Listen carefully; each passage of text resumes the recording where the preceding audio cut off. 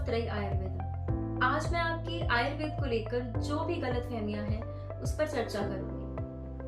आजकल के busy lifestyle और दौड़ भाग की जिंदगी से जूझते हुए कहीं ना कहीं हम अपनी सेहत को ना चाहते हुए भी इग्नोर कर देते हैं, जिस वजह से कम उम्र में ही हमें भयंकर बीमारियां घेर लेती हैं। जैसे आपने सुना होगा 30 साल की उम्र में हार्ट अटैक से कई युवाओं की जान चली जाती है।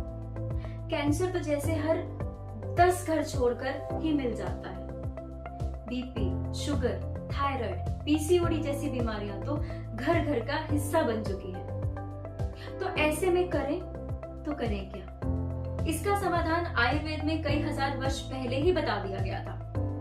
कैसे खुद को स्वस्थ रखना है नित्य कर्म करके, और यदि कोई बीमारी आ भी जाए तो उससे कैसे निजात पाई जाए। पर अब समस्या ये है कि आयुर्वेद को लेकर काफी मिथ्स हैं, जो कि आज मैं आपके साथ डिस्कस करूंगी ताकि आप खुलकर आयुर्वेद को अपना सकें। सबसे पहला मिथ है आयुर्वेद कुछ ही बीमारियों को ठीक करने में सक्षम है, जो कि कहना बिल्कुल ही गलत रहेगा।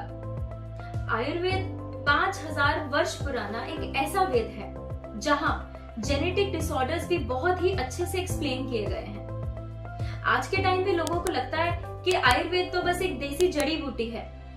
बस आप थोड़ा सा अगर पेट में दर्द है या कॉन्स्टिपेशन है या थोड़े सांस की दिक्कत है या घुटनों का दर्द है तो आप आयुर्वेदा में जाकर के ट्रीटमेंट ले लीजिए।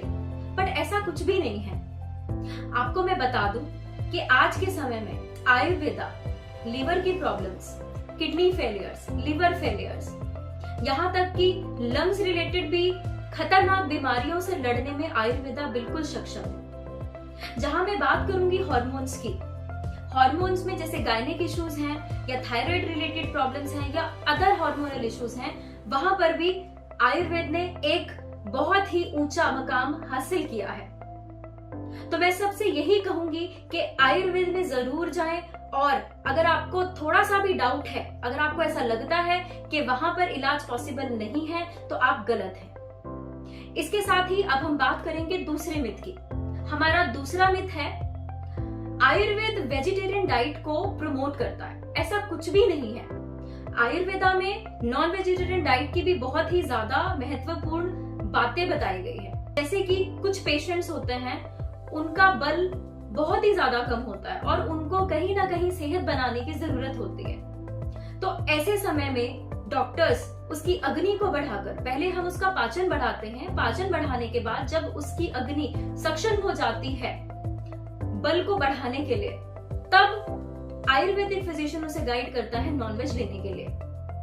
तो ऐसा कुछ भी नहीं है कि आयुर्वेदा वेजिटेरियन डाइट को प्रमोट करता है, जबकि कई सारी ऐसी मेडिसिन हैं जिसमें कहीं ना कहीं गोमूत्र या फिर गाय से प्राप्त होने वाले बहुत सारे जो पंचगव्य हैं उससे रिलेटेड भी बहुत सारी दवाइयां बनाई जाती हैं। तो ये कहना बिल्कुल ही गलत होगा कि आयुर्वेदिक वेजिटेरियन डाइट को प्रमोट करता है।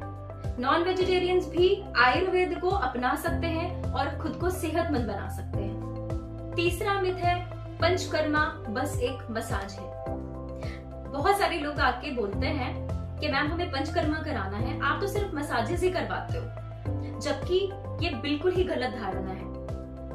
पंचकर्मा एक ऐसी पद्धति है, आयुर्वेद का एक ऐसा अंग है जहां हम पूरे शरीर का डिटॉक्सिफिकेशन करते हैं। इसके 5 अंग हैं: वमन, विरेचन, वस्ति, नस्य और रक्त मोक्षण, जिसमें पूरे शरीर की शुद्धि की जाती है। तो ये जितनी भी थेरेपीज हैं, इनके अलग अलग इंडिकेशंस हैं, अलग अलग पेशेंट पर इनका इस्तेमाल किया जाता है और अलग अलग पेशेंट के अकॉर्डिंग रिजल्ट्स भी बहुत मार्वलस आते हैं। तो ये कहना बिल्कुल गलत होगा कि पंचकर्मा एक मसाज ही है। पंचकर्मा एक आयुर्वेद का बहुत बड़ा अंग है जिसमें आप बड़ी से बड़ी बीमारी से भी निजात पा सकते हैं। अब हम बात करेंगे अगले मिथ पर। आयुर्वेदिक दवाएं जड़ी बूटियों द्वारा ही बनाई जाती हैं। ये बिल्कुल गलत है। आयुर्वेदिक दवा में जड़ी बूटियां तो होती ही हैं, इसके अलावा एनिमल एक्सट्रैक्ट्स जैसे पंचगव्य, इसका इस्तेमाल किया जाता है। इसके साथ ही मिनरल्स का भी इस्तेमाल किया जाता है और इनके कॉम्बिनेशंस भी यूज किए जाते हैं, जिससे आयुर्वेदिक मेडिसिन का जो रिजल्ट है वो बहुत ही ज्यादा फास्ट हो जाता है। और इसका वर्णन शास्त्रों में बहुत ही क्लियरली मेंशन किया गया है। एक एक औषधि को बनाने के लिए क्या क्या प्रोसीजर्स फॉलो किए जाते हैं वो भी हजारों साल पहले शास्त्रों में ऑलरेडी वर्णित किया गया है। अब हम बात करते हैं हमारे अगले मिथ की। आयुर्वेदिक मेडिसिन बिना डॉक्टर की सलाह के खा सकते हैं। ये कहना बिल्कुल ही गलत है। मैं पहले भी कई बार अपनी वीडियोस में बता चुकी हूँ कि आयुर्वेदिक मेडिसिन, अगर आपका पेट साफ नहीं हो रहा है, उसके लिए भी आयुर्वेदिक दवा खुद केमिस्ट की शॉप से जाकर के आपको नहीं लेनी है या फिर किसी भी नुस्खों जैसी चीजों को फॉलो नहीं करना है। क्यों? क्योंकि आपका शरीर अलग है। जैसे आपको पता होगा, यदि किसी पेशेंट को शुगर है तो उसके शुगर के साथ उसको 2 या 3 चीजें या 2 या 3 सिम्टम्स अलग आते हैं और हर पेशेंट में उसके सिम्टम्स वेरी करता है। तो हर दवा हर पेशेंट के लिए नहीं है। पेशेंट की पहले परीक्षा की जाती है। परीक्षा क्या है? जो कि आयुर्वेदा में दशविध परीक्षा के नाम से वर्णित है। दशविध परीक्षा के अंदर उसकी नाड़ी, उसकी प्रकृति, उसकी विकृति, उसके बॉडी टिश्यूज, उसके फिजिकल बॉडी, उसके अलावा बहुत सारी चीजें, जैसे वो क्या खा रहा है, क्या नहीं खा रहा है, उसका शारीरिक बल क्या है, ये सब चीजें हम पेशेंट से पूछते हैं। उसको पूछने के बाद ही उसको दवा दी जाती है। पर अगर इसके अकॉर्डिंग हम नहीं चलते हैं तो होता क्या है? कुछ लोग बोलते हैं कि आयुर्वेदिक दवा खाने से हमें तो गर्मी हो जाती है। कई लोग बोलते हैं हमें यूरिन पीला आने लग जाता है। कई लोग बोलते हैं हमें खुजली हो जाती है। तो ये प्रॉब्लम्स आई क्यों?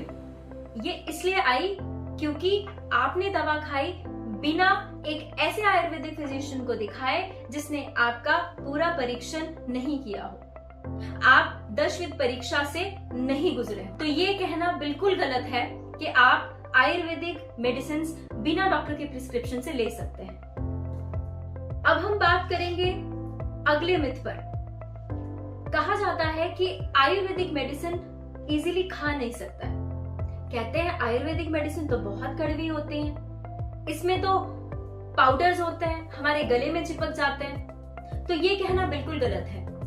आज के समय में आयुर्वेदिक मेडिसिन को कैप्सूल फॉर्म में, टेबलेट फॉर्म में, लिक्विड फॉर्म में या ड्रॉप के फॉर्म में भी बनाया जा रहा है। और कोशिश ये भी है कि आयुर्वेदा से रिलेटेड इंजेक्टेबल्स भी बनाए जाए, जिसके रिजल्ट्स बहुत बहुत ज्यादा फास्ट होता है।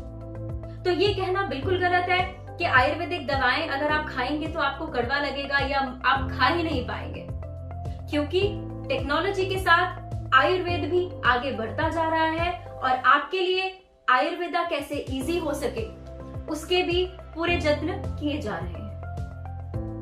अगला मिथ है आयुर्वेदिक मेडिसिन रिसर्च बेस्ड नहीं होती। ये कहना भी बिल्कुल गलत है।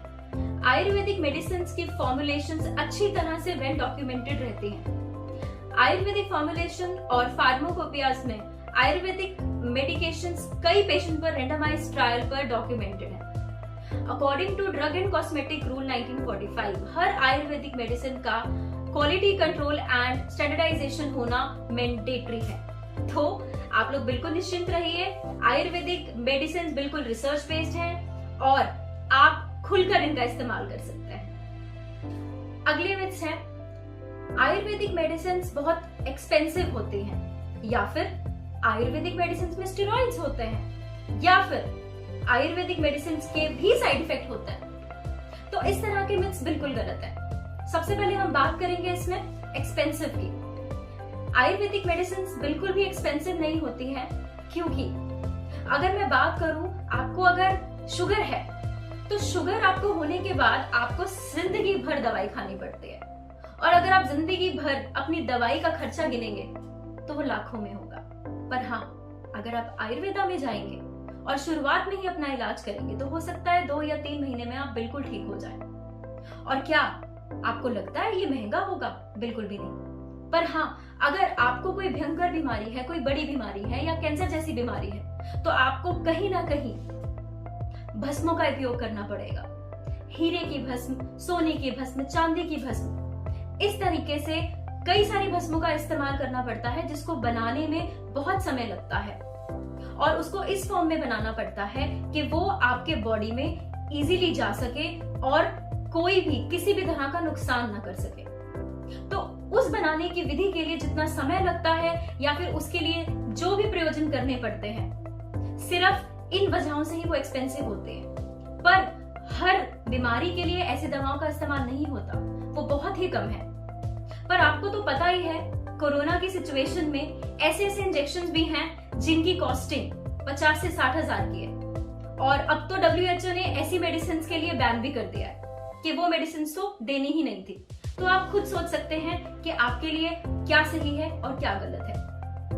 अब हम बात करेंगे स्टेरॉइड्स की। कुछ लोग बोलते हैं आयुर्वेदिक मेडिसिन में तो स्टेरॉइड होता है, जबकि ऐसा कुछ भी नहीं है। अगर आयुर्वेदा का सही तरीके से इस्तेमाल किया जाए और आपकी बीमारी के अकॉर्डिंग आप डॉक्टर से प्रिस्क्रिप्शन लेकर के अगर मेडिसिन लेते हैं तो आपको कोई भी वो नुकसान नहीं करता है। और स्टेरॉइड्स तो किसी भी हर्बल मेडिसिन में नहीं होता है। तो ये फैक्ट तो बिल्कुल ही गलत है, या ये बिल्कुल मिथ है कि किसी भी मेडिसिन के अंदर स्टेरॉइड है। No, ayurveda is totally free from any of the steroids. पर हाँ, कुछ ऐसी जड़ी बूटियां, कुछ प्लांट्स ऐसे हैं जो बहुत ही ज्यादा जबरदस्त काम करते हैं मल्टीपल डिसऑर्डर में, जहां पे स्टेरॉइड्स की जरूरत पड़ती है। जैसे पीपल, जैसे नीम, जैसे बड़, जैसे अश्वगंधा, ऐसे ही कई सारे मिनरल्स हैं जहां पर बहुत ही फास्ट एक्शन की जरूरत होती है, वहां पे ये मिनरल्स काम आते हैं। तो आप बिल्कुल निश्चिंत रहिए, किसी भी आयुर्वेदिक मेडिसिन में किसी भी तरह का स्टेरॉइड नहीं होता है। और अब मैं लास्ट एक बात कहूंगी आपसे कि अगर आपको थोड़ा सा भी डाउट है कि आयुर्वेदिक मेडिसिन का कोई साइड इफेक्ट है, तो आप निश्चिंत रहिए। Ayurveda is free from side effect. इसीलिए आयुर्वेदा को मदर ऑफ हीलिंग भी कहा गया है, क्योंकि माँ किसी भी तरह का साइड इफेक्ट नहीं देती है। जो भी आज हमने आयुर्वेद के मिथ्स पर डिस्कस किया है, मुझे उम्मीद है अब आपके आयुर्वेद की ओर बढ़ते कदम डगमगाएंगे नहीं और आप निडर होकर अपने शरीर को स्वस्थ और रोग मुक्त जीवन की ओर ले जाने में सक्षम रहेंगे। आज के लिए बस इतना ही। आगे मिलेंगे कई और आयुर्वेद से जुड़ी महत्वपूर्ण जिज्ञासाओं के साथ।